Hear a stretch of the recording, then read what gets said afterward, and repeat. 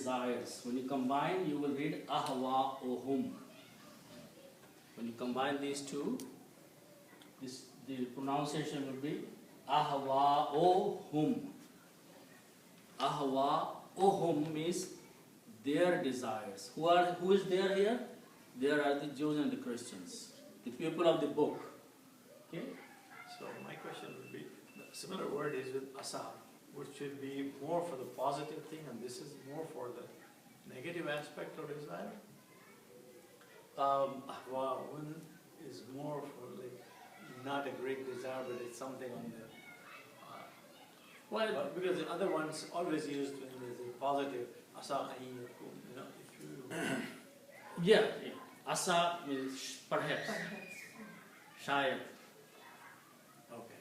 Now here there is a very specific reference there, because in the ayat that we read before, Allah subhanahu wa ta'ala says, وَقَالُوا كُونُوا هُودًا أَوْ نَصَارَى. They say, Jews and Christians say to the Muslims, Kunu Hudan, become Jew, aw Nasara, become Christian. وَقَالُوا كُونُوا هُودًا أَوْ نَصَارَى تَهْتَدُوا. You will be guided. So this is their desire. Okay?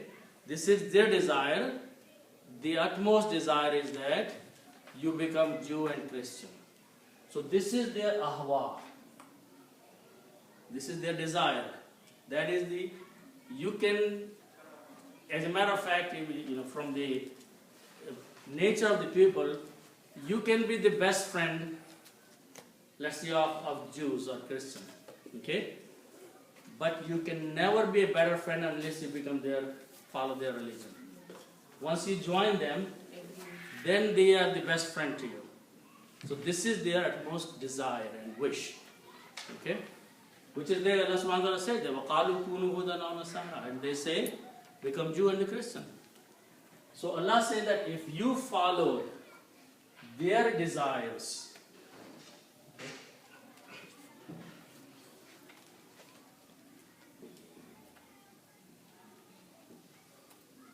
okay? Also notice that I have mentioned many times that whenever a noun comes after the verb, a dhamma changes to a kasra or fatah. Can I ask you a question? So let me finish this one. So you followed is a grammar, and ahwa'uhum. This word is ahwa'uhum, but this is coming after the verb. It is a maf'ul, so it becomes ahwa'ahum, not ohum. It is ohum actually, but it changes to a fatah. Ahwa'ahum meaning does not change, but the word becomes if you followed their desires. So you have a question. Okay, like for instance here, kib, what is, it has to have a meaning, right? Because if you broke it down to each pronunciation, and because just like in Greek Latin, for like these English, they have Greek Latin words, and that's how most of the English people got the language. That's how they developed the language. And what I'm trying to say is that they should have it should be broken down too, and then it should add up to something. But I mean, if you add up particularly each basic step of the word, you'll understand it better, right? That's what I'm saying. But Yeah. because it sounds reasonable, but I mean, if it's broken down more, I mean. Yeah, and actually that's true. Any language you can do that. Okay, so after the word is min ba'adi, min, and the word is ba'adun. These are the root words. Ba'adun means after.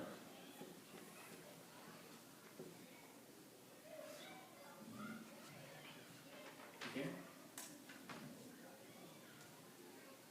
And this is min. Okay. Min is a harf-jar. Okay.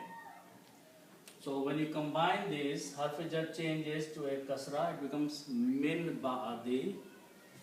And when ba and noon comes together, they come together, the sound of noon changes into sound of mim with the hunna. So you pronounce mim ba'adi. And that's the reason there's a little meme written here. Mim badi. In English, this whole word can be translated without from. So the mim badi, this whole word, but these two words together complete the meaning just by saying after. In some other language you have to say after, from after. But in English, both of these words together give you the meaning of after. Okay. So whenever you see mim bad, just translate as after. Okay? Mim bad. Ma ja'aka. Okay?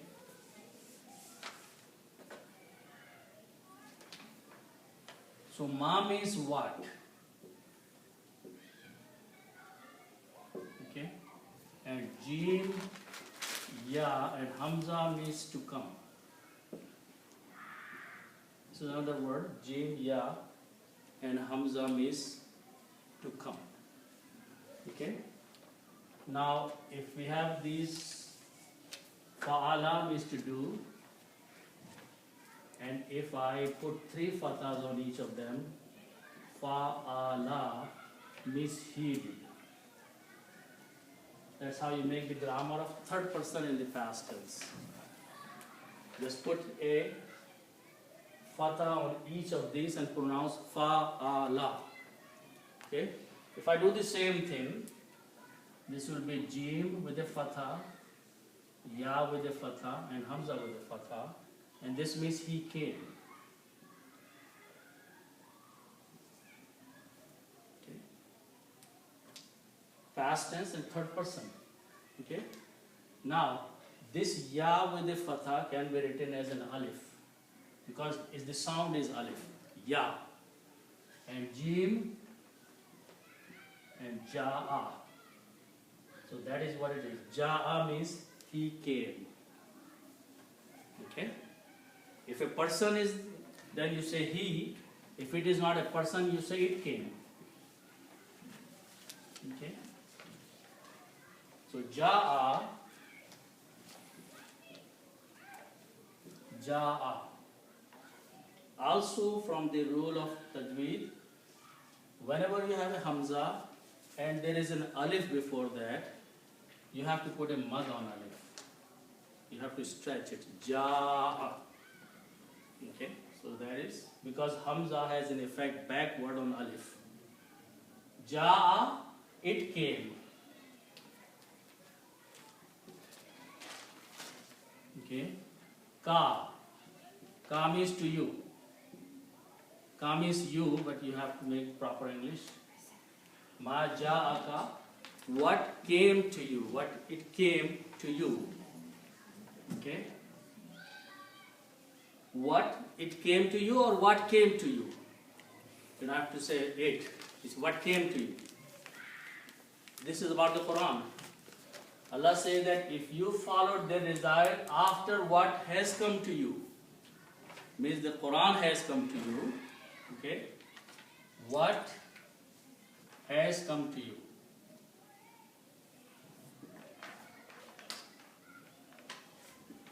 Has come to you. If you followed their desires after what has come to you. Okay? And then to be more specific, Allah subhanahu wa ta'ala says, minal ilmi. So min means from. Okay? And ayn lam mim, this means to know. Ayn, lam and mim means to know. And ilmun is the knowledge. Ilm that we say is actual word is ilmun is knowledge.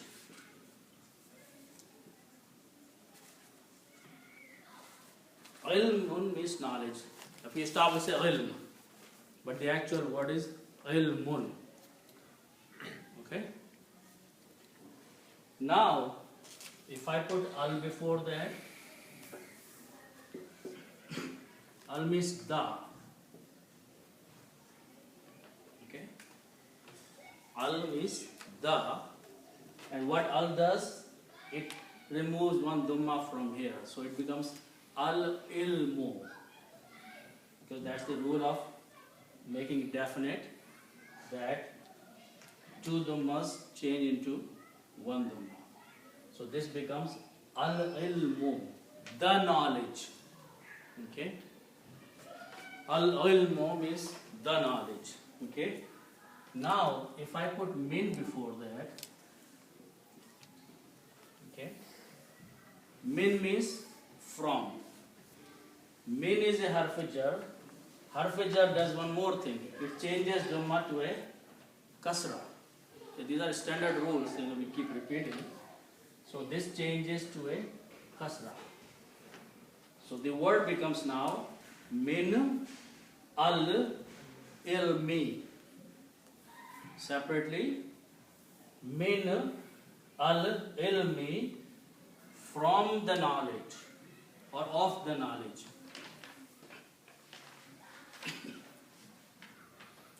Okay? Now when you read this together,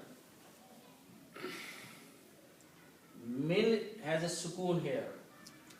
You do not recite alif. Alif becomes hamzatul wasl, and that means this fatha sign changes into a small swat sign here, which means do not pronounce alif. So, why is the knowledge for the knowledge? Yeah. How do you? Okay. Ilmun is the word knowledge. Ilmun means knowledge. Ilmun means knowledge. Okay. Knowledge. Yeah. So is it ilmun or almun? Right now it says almu. Oh Almu. no, you're right. Achha, ilmu.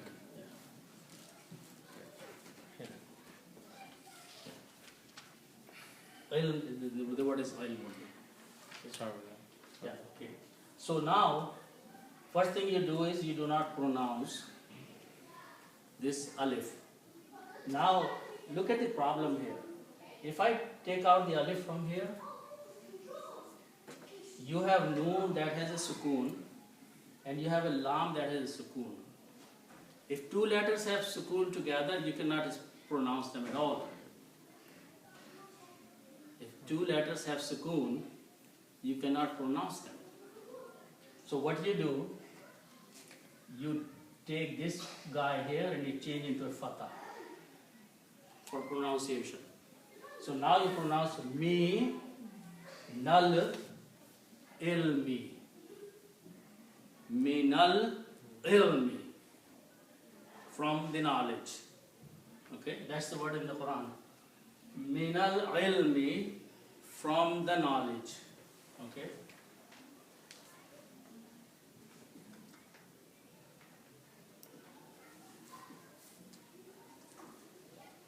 So Allah subhanahu wa ta'ala is saying that what has come to you from the knowledge of Allah subhanahu wa ta'ala or the knowledge of the Quran, after it has come to you, if you followed the desires of people who were given the book before you, then this is the result of that.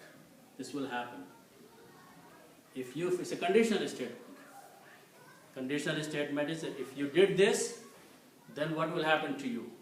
That is what these words are. Okay. So let's look at those words. Okay.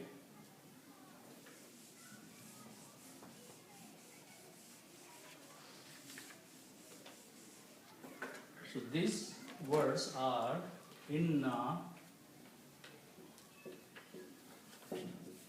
Inna means surely. Ka means you. One person, you. Inna ka means surely you.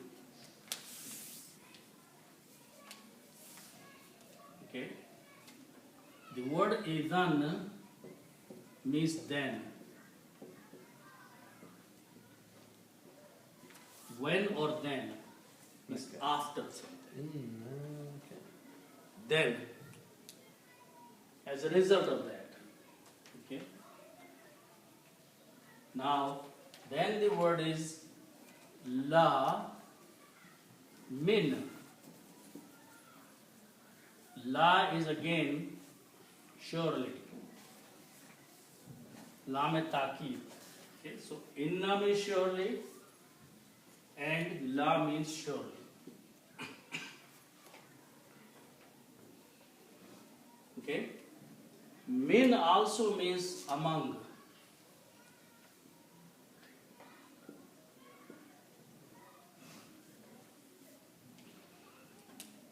Okay.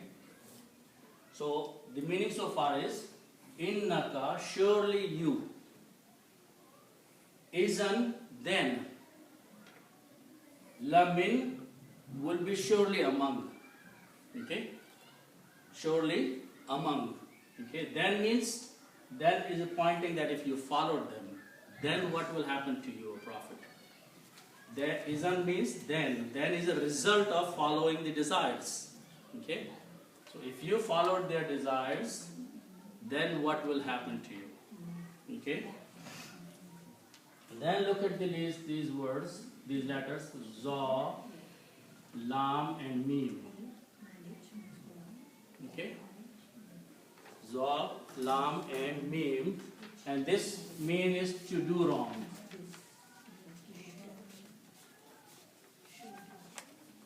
To do wrong. Okay? Zalama means to do wrong. Okay, and there is another word which is commonly used in the translation, transgress, which means to cross the limits, to cross the boundaries. Okay, so that is meaning of zalama. Okay, zalimun.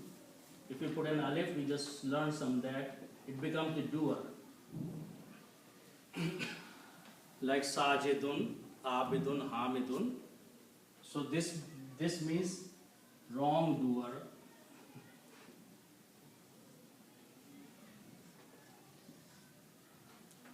Wrongdoer, the one who does wrong.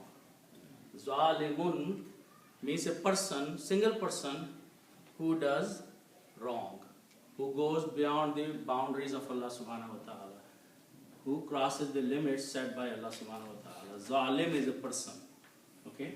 Its plural is zalimun. You can write down zalimun this way. Zalimuna. It's wrongdoers.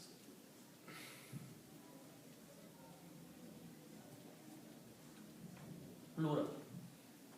Zalimun is one wrongdoer person. Zalimuna is the plural of that. Wrongdoers. Many people who are doing wrong. Okay. So this is the actual word. Zalimuna. Okay. Now, so the word here is, and now zalimuna. If I put al before that, this would become the wrongdoers. Al makes it the wrongdoers. Okay. Also, so when you combine and read them together, za is a shamsi letter. It kills the sound of lam, and you pronounce za twice. Az-zalimuna. Az-zalimuna. So you do not pronounce lam, but you pronounce za twice. Az-zalimuna. The wrongdoers. Okay? So the word is az-zalimuna.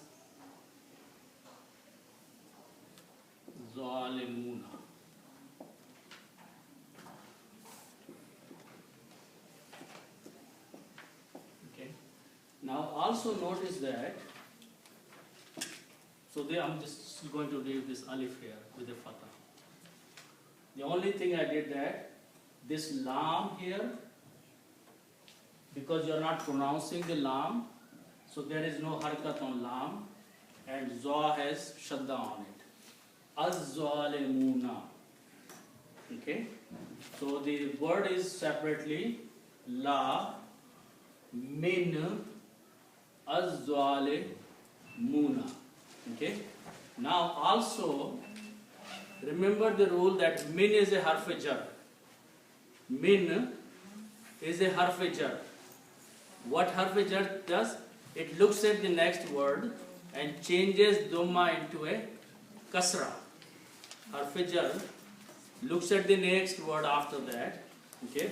So when min is going to look here, it says I find a vav here.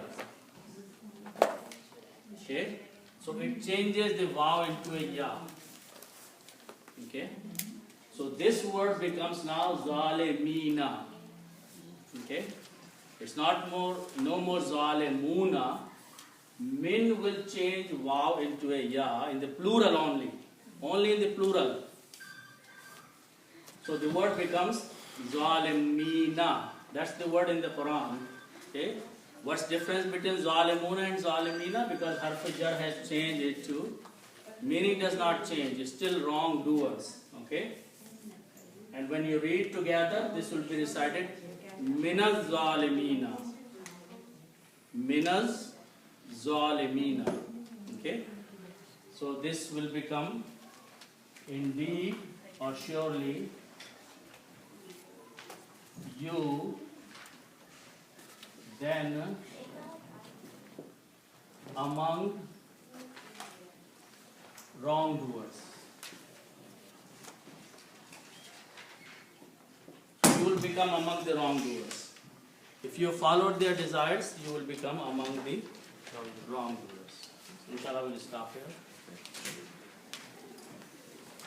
तजवीद की करना